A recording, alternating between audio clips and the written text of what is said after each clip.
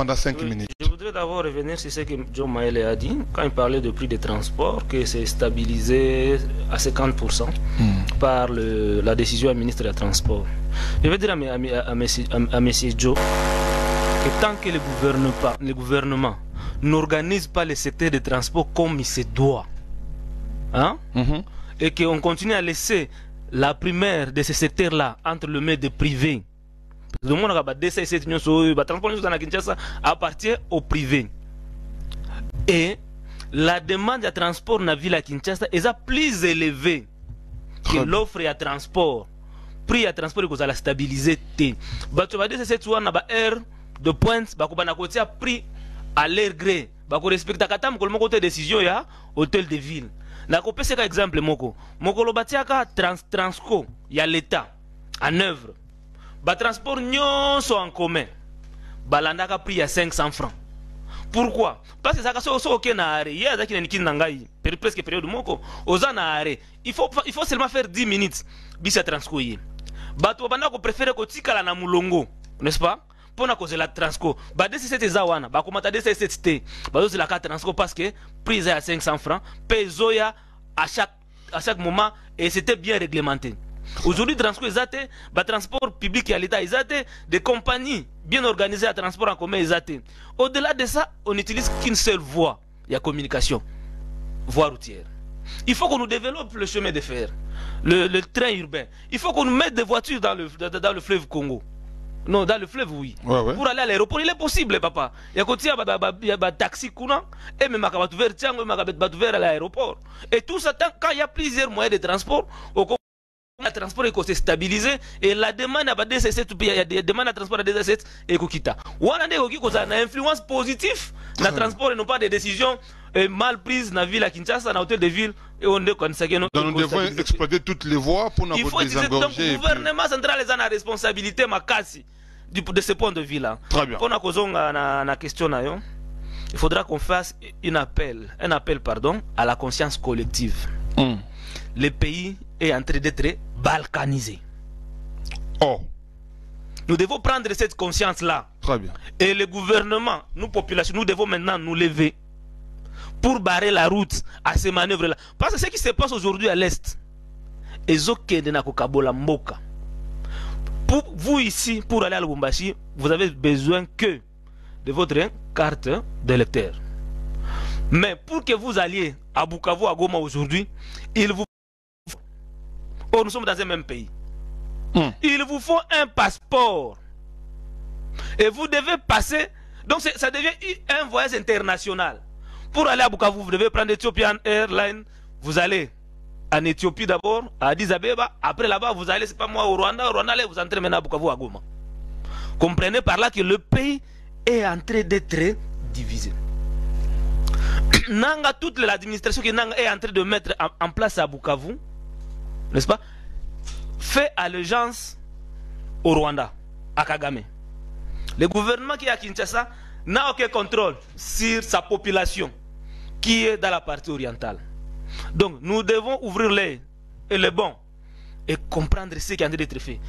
Le gouvernement de Kinshasa doit être prudent avec tous les agissements sur le plan diplomatique.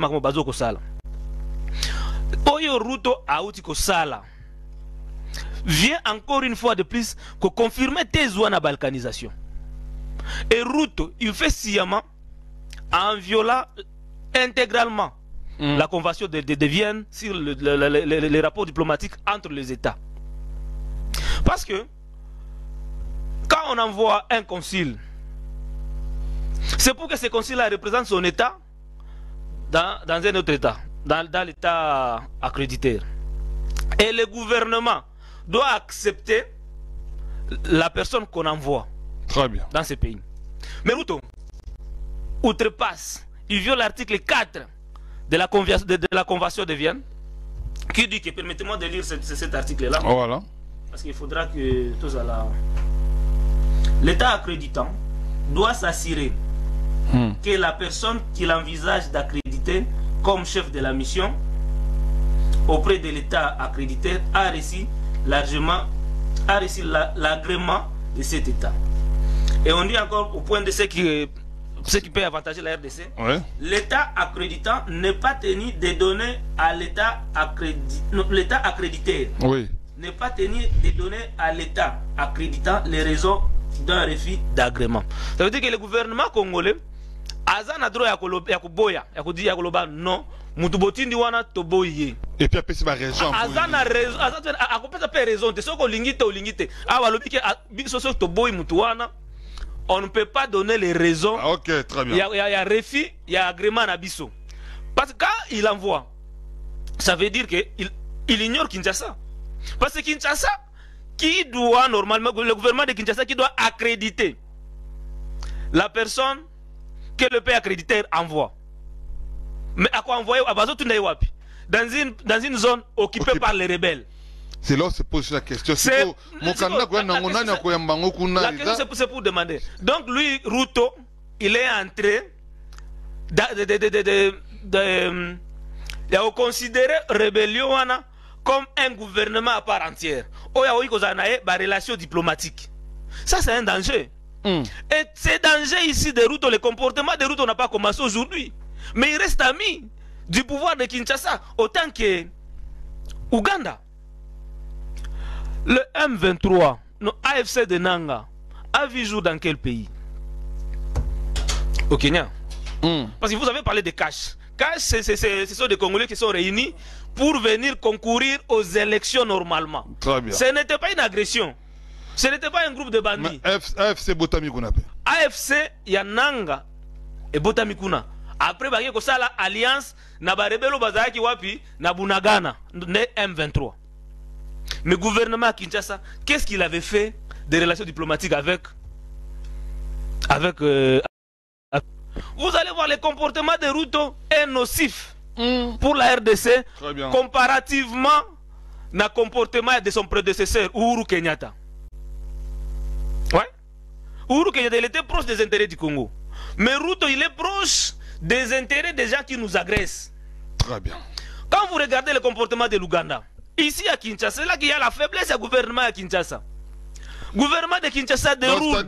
Pardon. C'est-à-dire aux autres qui non provocation, il y a Ruto, et aussi les autres faiblesse, il y a le gouvernement de Kinshasa. Oui, vous êtes faible, non? Oh. Talam, gouvernement à Kinshasa. Awa Bayambi, fils Museveni. Ba dérouler les tapis rouge. Chef de l'État Ayambi n'a pas honneur nyonso n'a pas respect nyonso. Mais c'est la même personne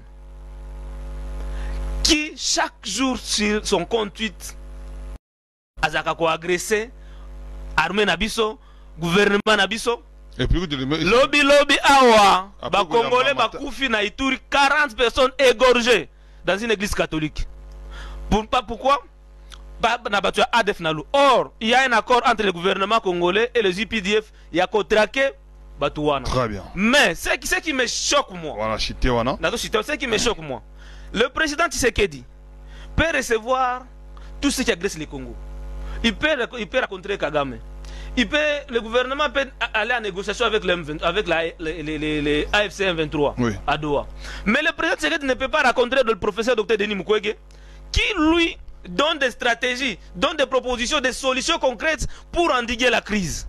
Qui a accompagné, n'est-ce pas, qui a accompagné le gouvernement à travers les lobbying au niveau international d'avoir la résolution 2773. Les sanctions qui ont tombé sur le Rwanda commençaient déjà d'asphyxier Kagame à l'interne. La tension commençait déjà. Mais docteur Denis Mukwege, on ne veut pas exploiter le piste des solutions qu'il donne.